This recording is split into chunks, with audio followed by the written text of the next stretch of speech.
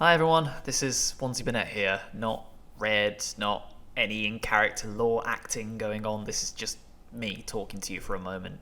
And the reason I'm doing that and breaking the fourth wall slightly is because I've got some unfortunate news to relay to you guys.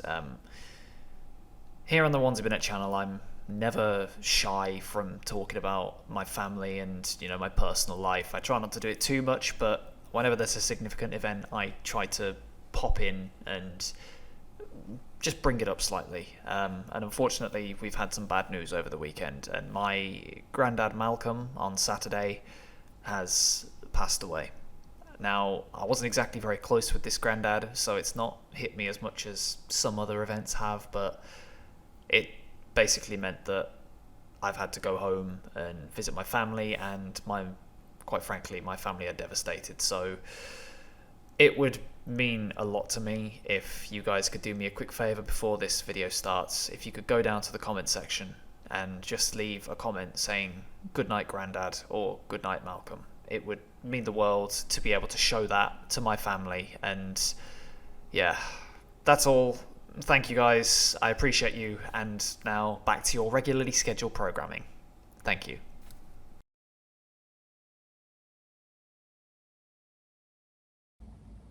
I still just don't get what he meant by darkness. What did he mean by letting it in? I just don't understand.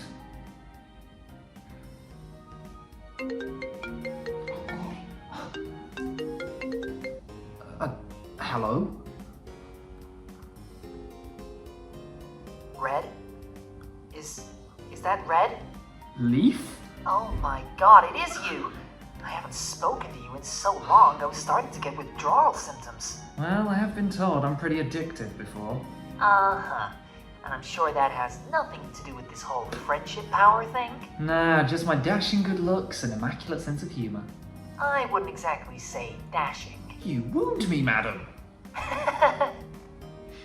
Honestly, I'm kind of relieved to hear your voice. I was kind of worried you'd have gone a bit insane over there. I can't lie, it's been difficult, but I'm doing my best, representing CobraCon after all. About that, I saw your match last week. You got absolutely destroyed, Red. Tell me something I don't know. Sorry. It was horrible to watch.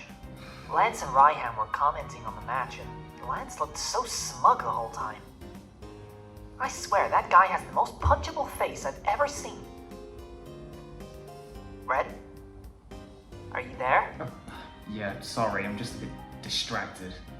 What's on your mind? You can talk to me, I'm always here for you. Thank you.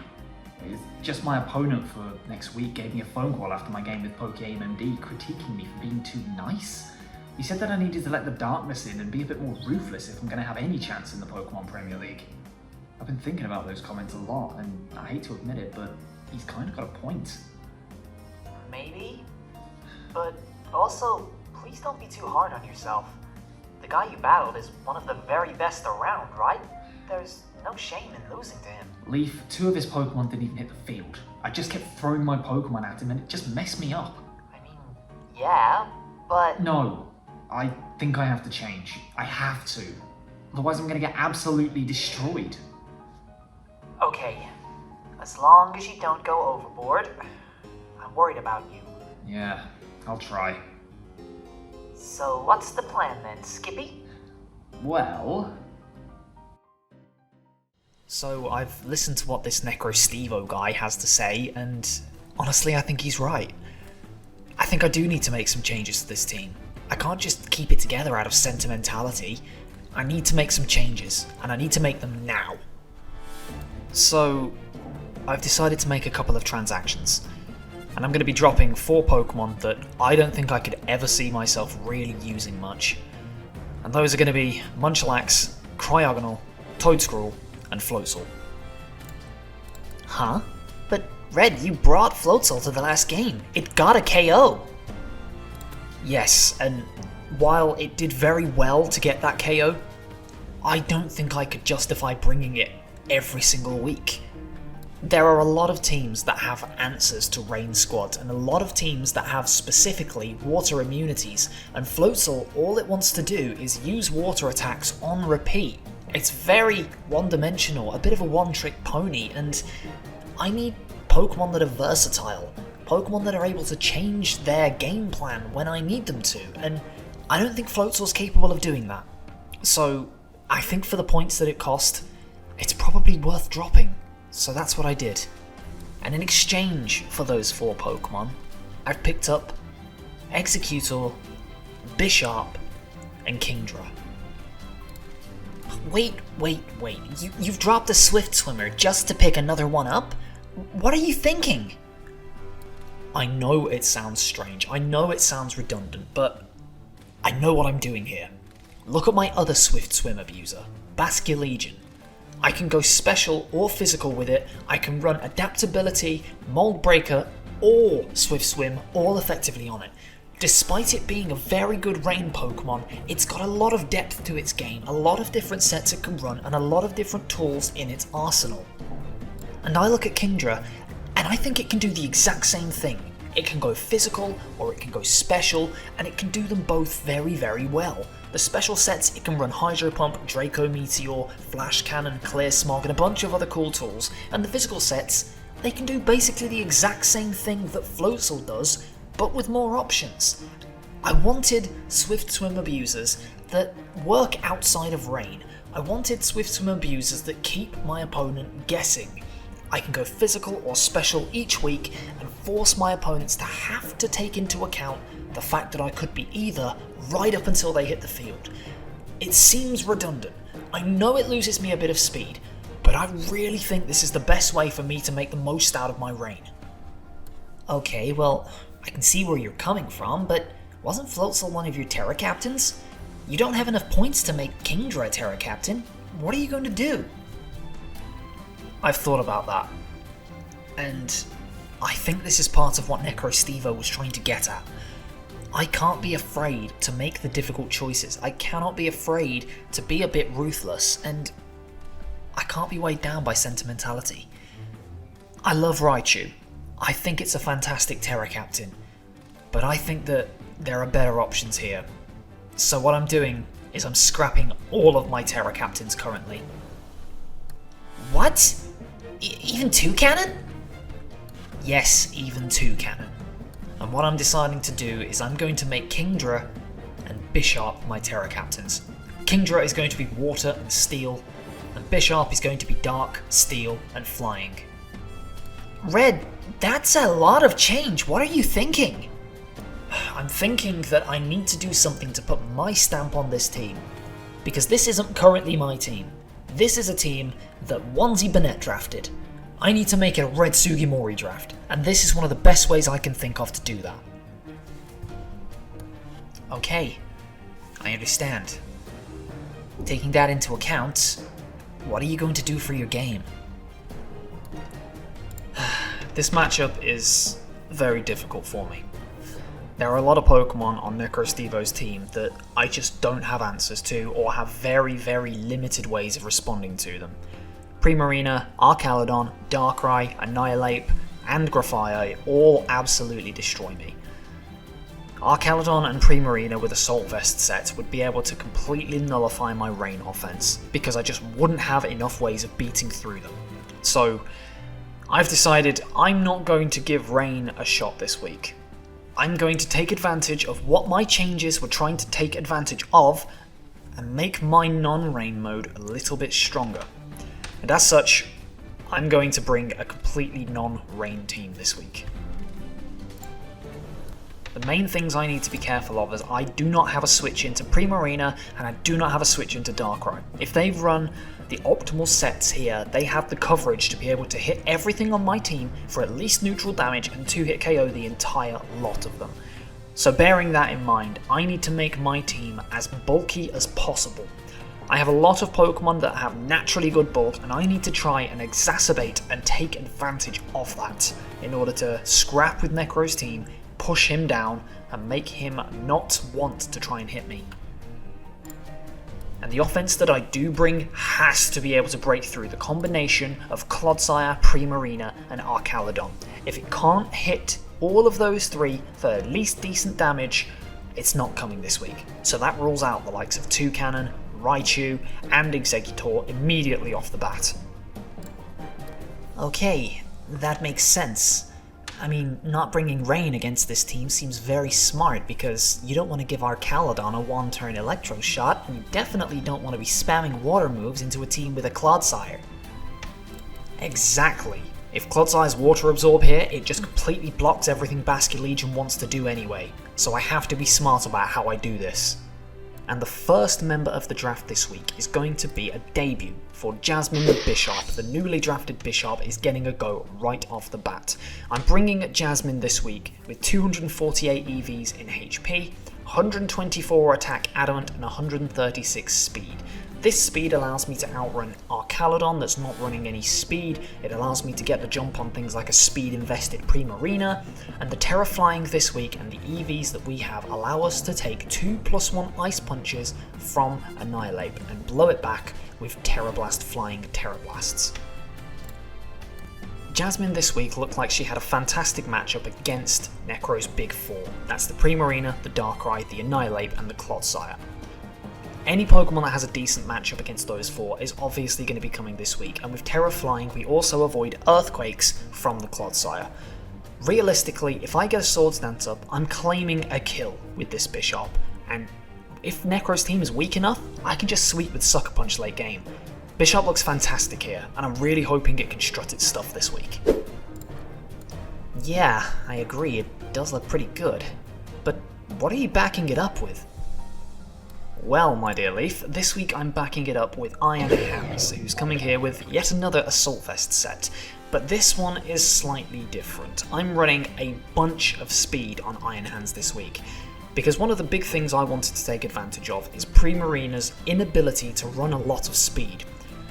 Primarina really wants to be able to run a lot of HP investment and a lot of special attack investment. Primarina usually doesn't want to run a load of speed, and you can usually take advantage of that by running a lot of speed on your slower Pokemon and speed creep it. That's exactly what I'm hoping to do here. Now I know Necro likes to run a bit of speed on his Pokemon because he does like to try and catch out those speed tiers after doing my research on him, so what I've decided to do is I'm going to be running Jolly Nature this week. Jolly Nature? But Iron Hands only has a base 50 speed stat. That seems really silly.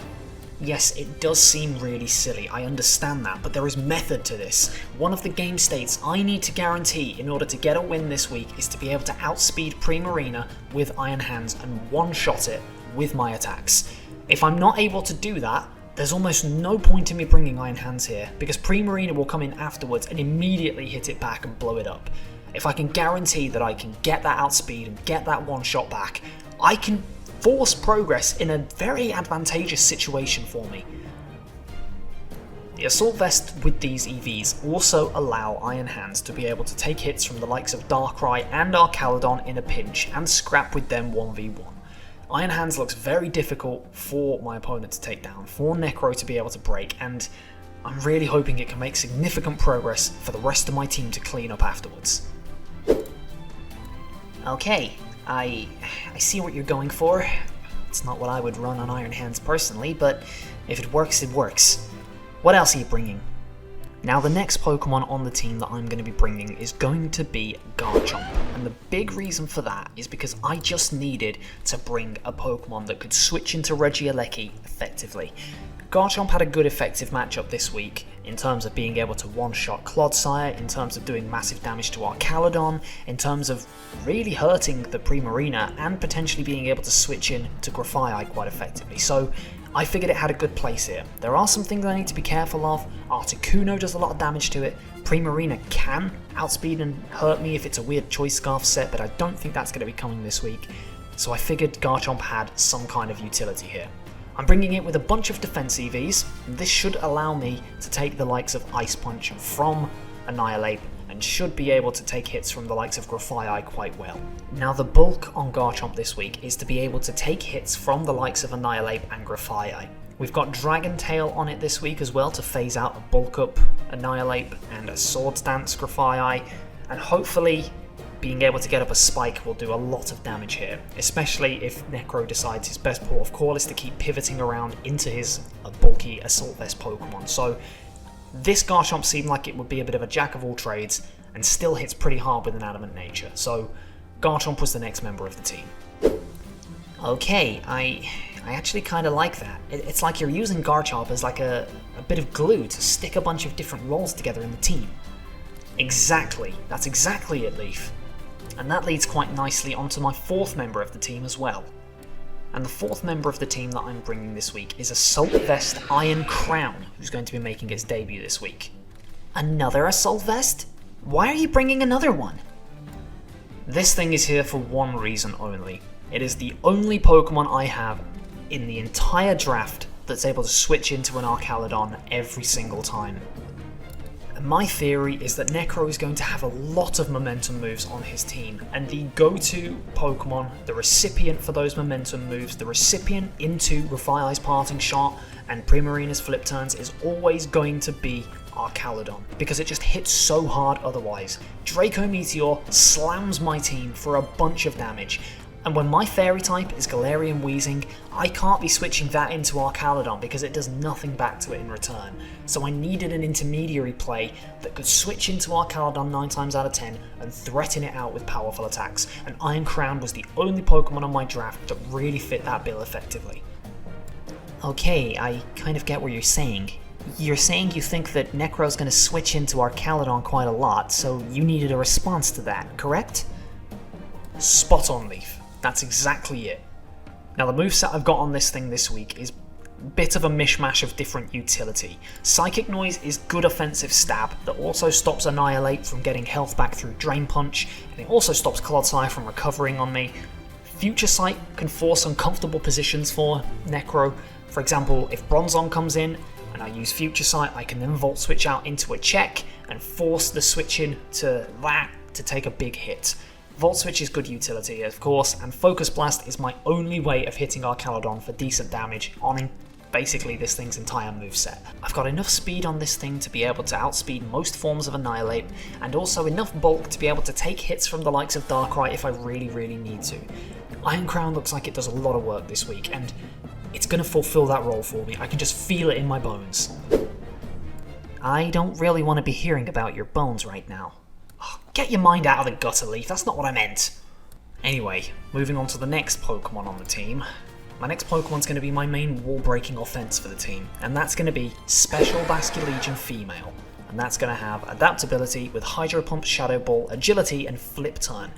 The combination of Shadow Ball and Hydro Pump with Adaptability hit incredibly hard and 2-hit KO'd majority of Necro's team, besides maybe Clodsire, but if Clodsire comes, I can just get out of dodge on it anytime. Okay, that makes a lot of sense, but what's with the item? Why have you given it a Colbur Berry?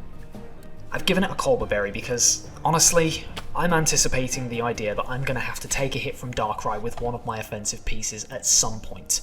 I didn't need any extra power on Basculegion this week, I didn't need Spell Tag because I was hitting the majority of my calculations anyway without any kind of extra boosting item, so putting a Colbur Berry on there, being able to take potential Dark Pulse or a knockoff from something just seemed like a really good way to go. If I'm able to force a big chunk of damage onto an offensive part of Necro's team for absolutely free, I see that as an absolute win. And if Colbur Berry can help me achieve that, I have no issues with it. It's also fairly bulky and able to take a hit from Archaludon in a pinch. It switches into a Draco Meteor if I absolutely need to, and yeah, Basculegion just looked assert this game. Okay, I'm starting to get the vision. I can understand what you're going for here. Okay, well, what's your final Pokemon on the team? Well, that's the problem. I had these 5 members of the team picked out for such a long time, and I just couldn't work out what I wanted the last Pokemon to be. I thought about bringing Kingdra, because it did a lot of damage with its stab moves, and it had a lot of really cool stuff it could do, like Yawn. But I ultimately decided that I needed to cover my bases physically. I needed to ensure that I had something that can take hits from basically any of Necro's physical attacking Pokemon. And I didn't have that without bringing Clara. Why did you name it Clara? Is there something you're not telling me, Red? Anyway, Galarian Wheezing over here is able to take hits from Annihilate very well and threaten it out with its stab moves. It also gives me a little bit of insurance against Grafai if it comes, because I'm able to switch into that thing fairly effectively, and potentially could force some damage off of it. With Rocky Helmet, the physical attackers get punished every time they click their attacks if I just go to Galarian Wheezing. Pain Split allows me to keep myself healthy in return. It just seemed like it was the only good option that fit. The problem with this is that it does allow Archaludon to come in for free, and it does allow the likes of Primarina to get massive hits off of it with their stab moves, but you know what, I couldn't think of any better options here. I had to bring a 6th member, and Galarian Wheezing was the one that seemed to at least cover some kind of basis, so Clara's going to be the last member of the team. Please stop calling it Clara. I'm sorry. Anyway, that's the team. What do you think? Well, Red, this seems a lot more thought out than last week. It seems like you've done a lot better with your preparation. It seems like you kind of understand this team a lot better than the last one. Well, that's because honestly I feel like I do. Making these changes at least helped me to fully understand what I'm supposed to do with this team. This feels like a Red Sugimori team. This feels like a team that I can build with, that I can prepare for eventualities with. I feel really good about this one. Good. Well, I'm glad you do, and I'm rooting for you, okay?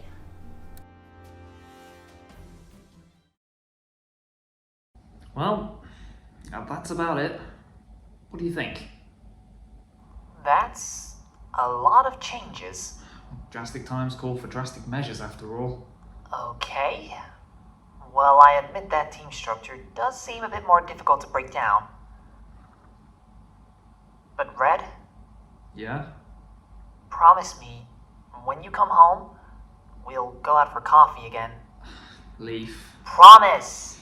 Okay, it's a promise. Good. And before you go, I have something to tell you. Yeah? There's a new student who showed up at the academy. He appeared in your bedroom the day after you went missing. And he says he can't remember who he is or how he got there. What? He's been going around arguing with all the teachers about morals and keeps getting sent to the disciplinary committee. Oh, that's really weird. What's his name? It's Alex. Alex Onesie. Onesie? Yeah, weird name, right? Does he have purple hair? Huh? Yeah, he does. How did you... I need to talk to him. Why? I just do. Please. Whoa. Okay. I'll see if I can get him on the phone when I next see him. Okay. Thank you. Don't mention it. Anyway, I'm off shopping with Wit and Flan today before your battle, so I've gotta go. You're being shown in the battle hall again, though, so no pressure. Go get him, Tiger. Thanks.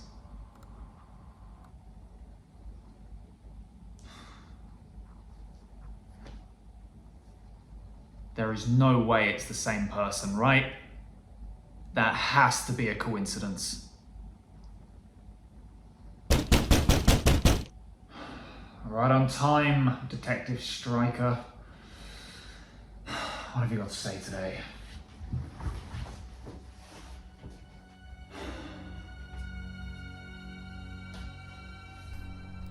Another day, another visit. You know, it's funny. I've been coming here for 2 damn weeks now. And this entire time I've been under the assumption that my friend Mr. Onesie was just ignoring me. But that's not true, is it now? Mr. Onesie ain't ignoring me now, is he? See, I had a phone call last week. A very interesting phone call that quite honestly confused me greatly. A certain Mr. Drayden got in touch with me, and my eyes are wide open. Someone else is behind this door. Someone who's stuck. Someone who's far from home and scared. someone from Kobukan. Now I'm not gonna ask you to talk to me today, because believe it or not, there are 19 other delinquents causing havoc around this city that need my attention. But I do have a gift for you. I'm leaving it outside the door. When you see it, hopefully you'll understand.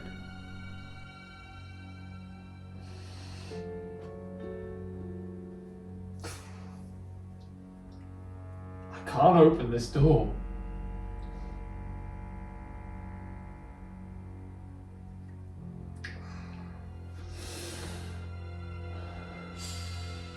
He knows I'm from Kobukan. He knows I'm not Onesie.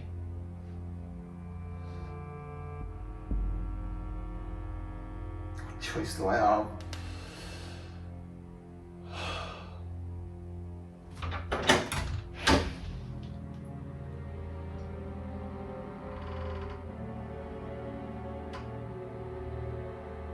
No.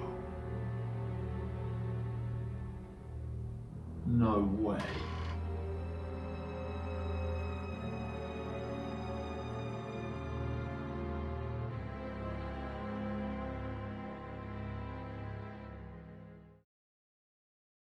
You are no longer you. Okay, class, settle down. As you know, the Dark type is notoriously a very disruptive type. With moves like Taunt, Switcheroo, Knockoff, and Thief, the type is very good at interrupting and throwing off an opponent's game plan. But do you actually have what it takes to use these moves effectively? Taunt at the wrong time, and your partner can end up wasting its turn getting hit with a full force attack. Switcheroo incorrectly, and you can end up giving a fully set up Pokemon a choice scarf and dooming yourself. Unless you have the foresight to think ahead and see a battle at least 2 turns ahead of time, you have no place being on a battlefield, and you especially have no place using the Dark type. The classroom seems to nod along in quiet agreement. Using Dark types helps hone these instincts, this ability to read a game state and analyze the turn order. This is why Dark type trainers always tend to hold powerful positions, despite usually rebelling against popular convention. Take Piers in Galar, for example. He holds the strongest gym leader position in the region, despite refusing to use the Dynamax phenomenon. This is a testament to his skill and power, managing to fight against the establishment and influence his ideals onto others. Ha! The class goes silent and turns to see where the interruption came from. Again. Do you have something to say, Mr. Onesie? Yes, I do. Quite frankly, the idea that Piers is fighting against the establishment is absurd. Piers may choose not to use the Dynamax phenomenon, but he still chooses to occupy a gym leader slot. He still chooses to take money from Chairman Rose and live a comfortable life, focusing on his music instead of taking his role seriously. Why do you think he keeps losing in the first round of the Champion Tournament? Every year for the past 5 years he's been knocked out in the first round, and he never even looks disappointed. That's because he's a bootlicker. A joke masquerading as anti-establishment, all too happy to sit there soaking up money and fame from his position without ever achieving anything notable. Mr. Onesie, you've been here in Kobukan for several days, and there have been several reports of your behavior already. I can respect a difference in opinion, but I can't respect disrespect. I only show respect to those who deserve it, and frankly, Miss Karen, I don't respect you. You claim that truly skilled trainers should try to win with their favorites, which is frankly laughable. You think that Necro you love so much has any chance up against an Urshifu or a Landorus? You obviously have talent, an abundance of it, and I agree with a lot of what you say, but this notion that power of friendship will carry you to the top is laughable. You turn to the rest of the class. Listen up. Sometimes you have to make tough decisions with your Pokemon. Sometimes your favourite Pokemon are shit competitively, and that's okay. You can take them to contests or keep them as a pet, but don't waste your time trying to climb to the top with suboptimal Pokemon, otherwise you'll keep falling flat on your faces. If what you want is to reach the top, you have to be ruthless. You have to be savage. You have to be prepared to make tough choices. You have to be prepared to jettison members of your battle teams. If you aren't, you have no right aiming for success. Holding on to useless attachments is pointless. If this academy genuinely believes these things, it's no wonder that idiot Red got his ass kicked in the Pokemon Premier League last week. Don't you dare speak about Red like that!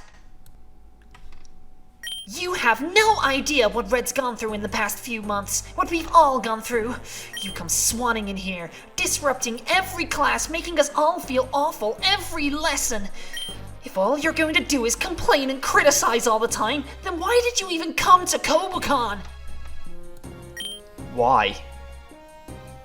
Why did I come here? Why? You hear deep, heavy sobs behind you. Astrid appears to have buried her head into a desk. Several students are attempting to console her. Listen, I'm sorry. Just leave us alone. Young man, I may not disagree entirely with your opinion, but your method of delivering that opinion is, quite frankly, disgusting. You have disrupted my class for the last time. Drayden may have forced me to accept you into this class, but I can remove you from it whenever I please. This is an institution to prepare the next generations of Pokemon trainers for the next steps of their lives in a safe environment. I will not allow anyone to make another student feel unsafe or stifled in my classroom. I'm sorry. Don't. Actions have consequences, young man. Go to the disciplinary committee. And don't even think about setting foot back here without an apology. To me, and to your classmates. You may know a lot about dark types and their applications, but those who use the darkness as a shield are the most prone to alienating themselves from those around them. If you aren't able to discern when to take the mask off, then it is you who has no place being a dark type trainer. Everyone, proceed to the battle hall. We'll pick this up tomorrow. What the hell are you doing, Alex?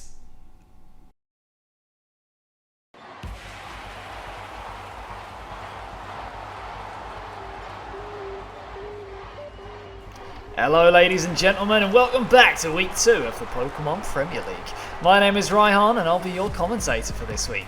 But today we're joined by someone a little differently. Say hello to my co-commentator for this week, Miss Karen. How are you today? I'm doing well, thank you, Raihan. I'm not quite used to being a co-commentator though, so pardon me if I steal your thunder, as it were. Oh, I'm not worried about that. It's going to take a lot to steal my thunder after all. Well, you know me. I love a good challenge. Oh, do you now? I'll probably have to have a chat with you a bit later, but for now, let's focus on the match, shall we?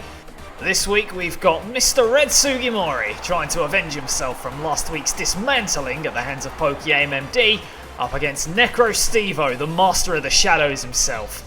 How do you think this one's going to turn out, Karen? I feel like NecroStevo's team is very good against Red, so this could be a very difficult matchup for our student. But our battle team is famed for its power and poise, so I guess this one could go any way. Fabulous insight as always, Karen. Glad to have you next to me. It looks like both of our combatants are ready. Let's not delay it any further. Let's head right over to the stadium and get ready for week 2. Let's go!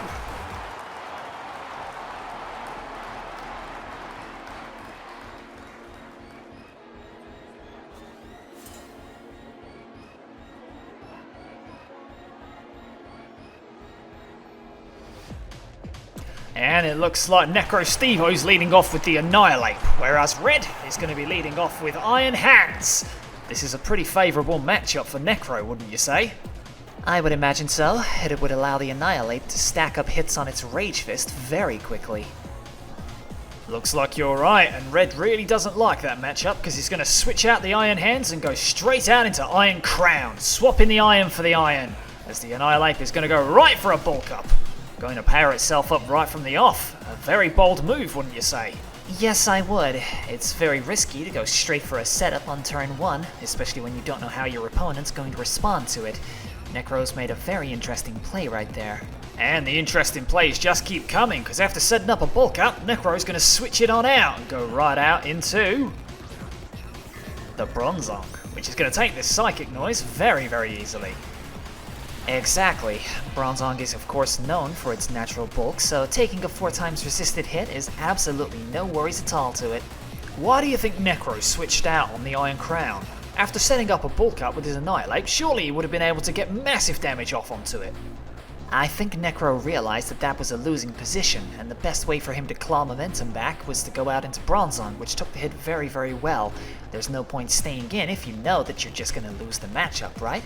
Very wise words, as Nate the Iron Crown is going to go right for a Volt Switch and switch right on out of dodge. And the Pokemon that's going to come in is going to be Hilbert the Basculegion, which threatens this Bronzong very well. Bronzong, of course, is going to get up its entry hazards. Stealth Rock looks very good here, doesn't it? Those Stealth Rocks are going to hit everything on Red's side for at least some damage, and getting them up this early is always a good idea. However, this Basculegion looks like it's about to put in a lot of work right here, so let's keep our eyes peeled, shall we? Keep them peeled, I shall, because this Basculegion's going to go for a super effective Shadow Ball into this Bronzong, which doesn't take it very well at all. It's going to proc the Bronzong Citrus Berry, regaining a little bit of health, but it doesn't take it out of range of another Shadow Ball. And the Bronzong's going to respond with a Psychic Noise for a little bit of chip, but as you can see, that really doesn't do much at all, does it? That right there is a huge turn for Red. He's got a lot of damage and procced an item on a very problematic Pokemon for very little chip damage in return. I wonder how Necro is going to respond to this. You're absolutely right. Will he try and switch out into one of his offensive threats, predicting another Shadow Ball? Or will he go out into one of his defensive options? Or will he just let this Bronzong go down? Only time will tell, eh? And it looks like Necro is not going to want to stay in here on take another Shadow Ball, and he's going to predict it and go right out into Darkrai. That is an offensive switch if I've ever seen one.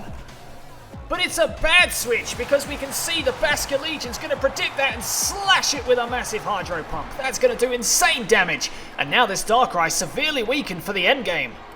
That right there, my dear Raihan, is what you call opportunity cost. The Basculegion knew it was going to be able to take out the Bronzong with a Hydro Pump, and so there was no risk in going for it. In fact, you might even say it was the optimal play, because it covered the potential Grafaiai or Darkrai coming in. And as you saw, now Necro's taken massive damage on one of his key offensive targets. That's a really bad state of the game for him. I guess the only positive from this play was that now Darkrai's on the field, and it's on the field in front of a Pokemon that very much doesn't want to stay in front of it. But what's this? Necro's going to switch out of Darkrai.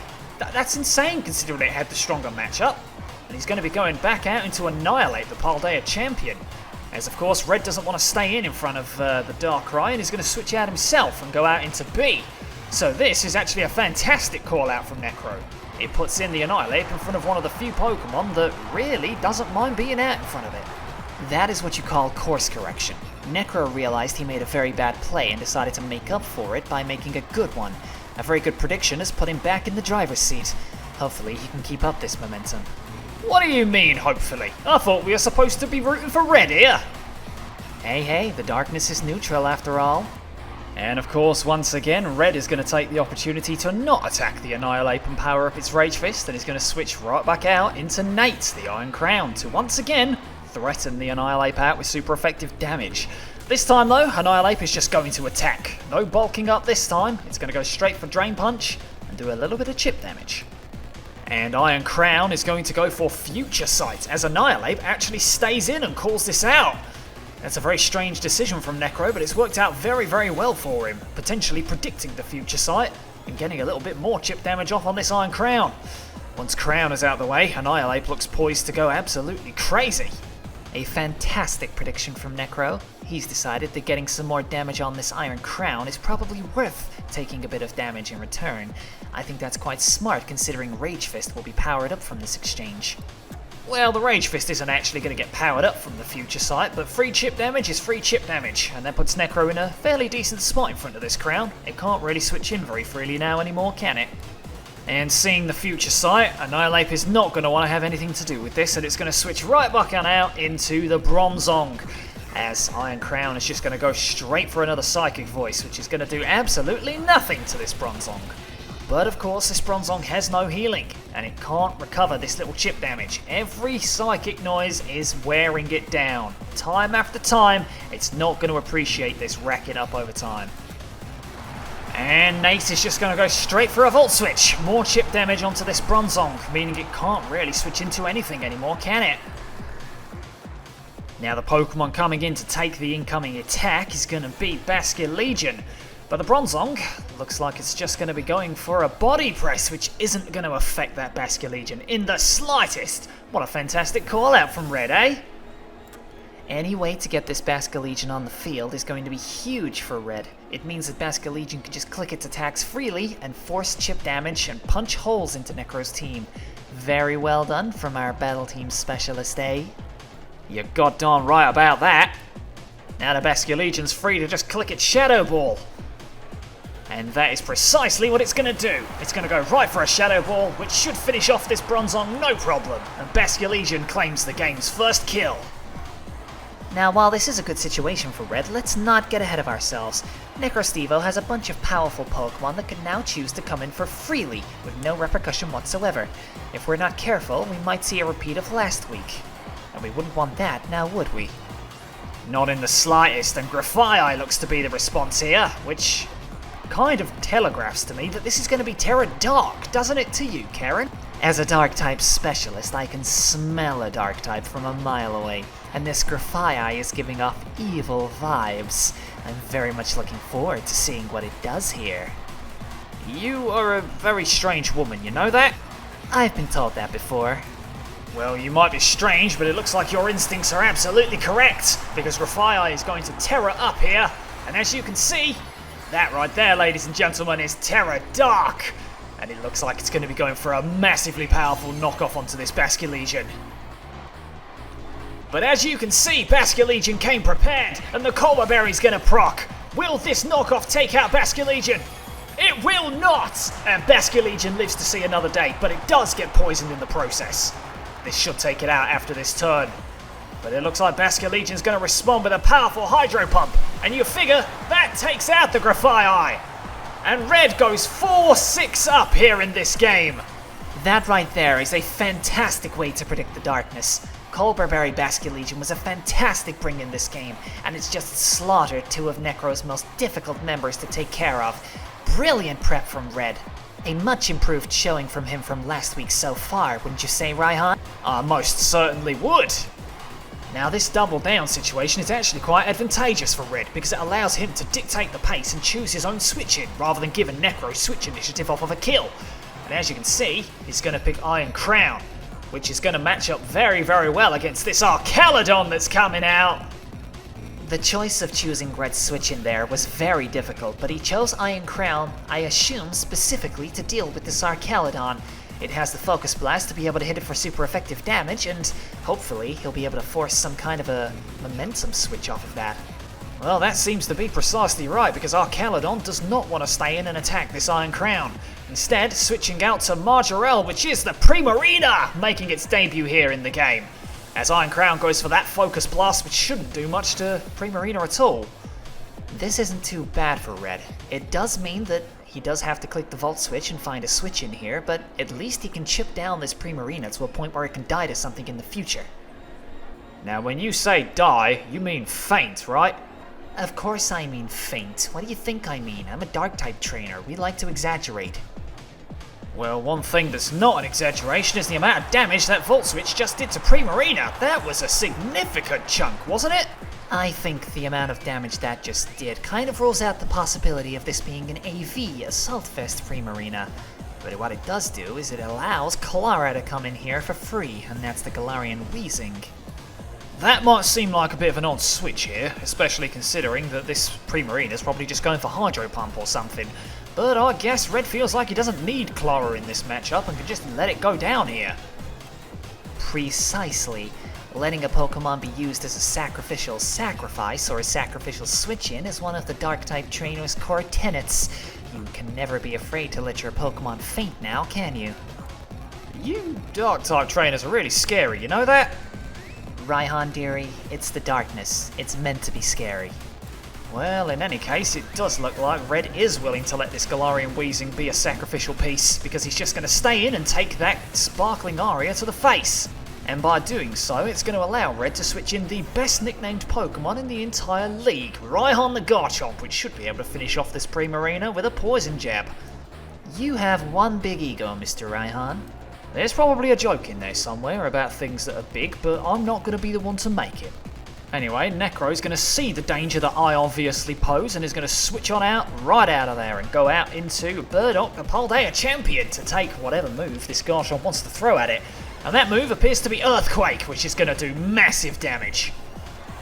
And we're going to see the Annihilate outspeed Garchomp and go for Ice Punch, but as we can see, for the second time in this match, Red has successfully prepared a Resist Berry in order to lower the damage from a super effective attack. What fantastic prep from Red, and it shows that he's willing to be a little bit more dangerous with his prep, don't you think? I've said it already in this game, but this is a much improved showing from Red so far.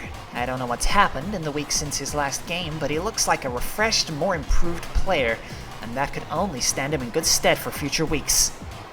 Absolutely right, but one thing he's not going to do is stay in and risk this Garchomp going down, as he's going to switch out into B, which should be able to take this Ice Punch very, very handedly.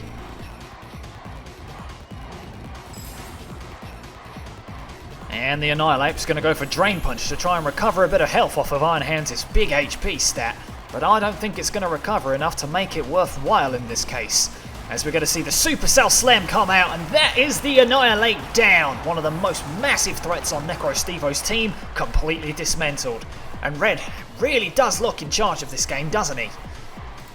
Well, let's not be too sure. There's still a Darkrai rampaging around in the back that could put out significant pressure onto Red.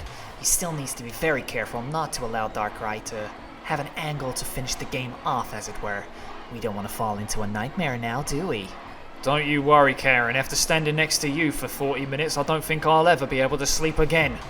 Anyway, it looks like Necro's response here is going to be the Archelodon, which should still get off a massive amount of damage with the Draco Meteor, so that's not exactly the best situation for Red here.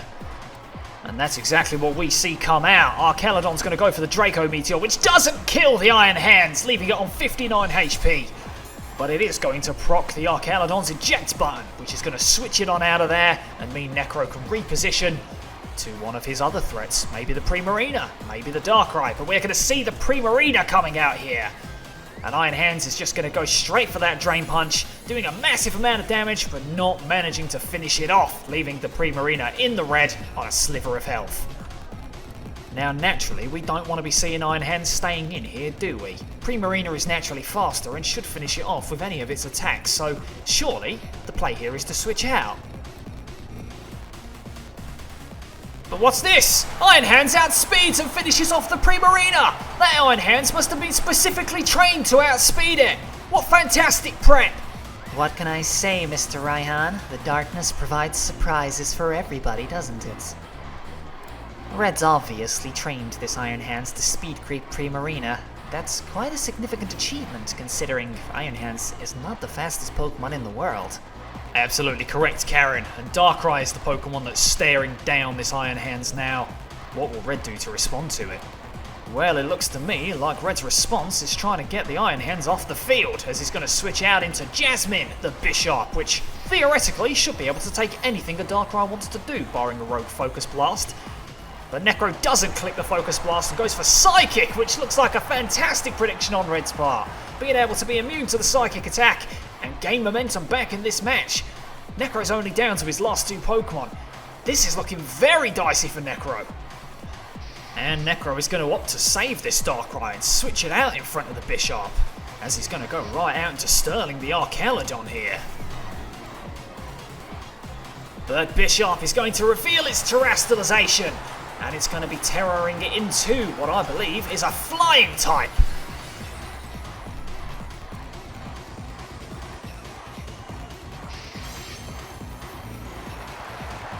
And the Bishop's going to go for a super effective low kick here, which is just going to do under half. But it is going to give the Archelodon this stamina boost, which means it should be able to take another 2 using that damage calculation. And of course, Red doesn't want to stay in against this Archaeolodon, really, because it could just one-shot it with a Draco Meteor. And he's going to go out into the designated answer, which has been the same all evening, which is Nate, the Iron Crown, as the Archaeolodon goes for Reflect. A late game Reflect out here. Interesting. Is it going to be enough to turn the tides of this game? Well, it's time to find out, because Nate's going to go for a Focus Blast, which does land. And it is going to take out the Archaeolodon, meaning we're in a 4-on-1 scenario. It's NecroStevo's Darkrai versus Red's whole team. Can Necro pull it out of the bag with Darkrai? It is a very powerful legendary Pokemon, a Pokemon of myth, a Pokemon with many, many offensive tools in its arsenal. Does it have what it needs here to finish off the game? And the Darkrai is going to go for Ice Beam, which is not going to do anything to this Iron Crown. And it's going to mean that Focus Blast is able to connect and should finish off this Darkrai, meaning our champion Red Sugimori wins the game out this week. A fantastic 4-0 victory, wiping out his negative differential from the last game. And what a fantastic performance from our very own Kobukani and Red Sugimori. Karen, what did you think of that? Your passion is positively infectious, Raihan. I thought Red played that absolutely blindingly. His prep was fantastic. He brought plenty of ways to disrupt his opponent, with those Resist Berries, the Colbur, and the Yashade being fantastic additions to the team. I thought Red was very, very good value for this victory here, and it's really showed. He's turned a corner from last week. You can obviously see he's been influenced in some way by the Dark type. Whether he's been influenced by the darkness or something else entirely, what a fantastic performance we've seen here from Red Sugimori. A much improved showing from last week, and hopefully this can be the kickstart to give him a chance to push for the playoffs this season. I've been Raihan, this has been Karen. Thank you very much for watching, ladies and gentlemen, and this has been a 4-0 victory for Red Sugimori and the Solihull Skarmoors. Good night, everybody.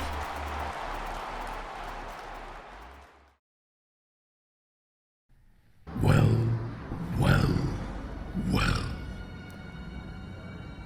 You may have resisted the allure of the darkness, but it's left its mark on you, hasn't it? Mr. Sugimori, your handling of your team was ruthless. You have learned to harness the more unsavory aspects of Pokemon. In your academy, you learn that Pokemon are all valuable, and that great trainers should try to win with their favorites. But as I'm sure you're aware, that's not how it works here in Draft League City. And unless you're willing to be shadier, more underhanded, you will not progress. Congratulations on defeating me. I hope your season can move on to sunnier pastures. There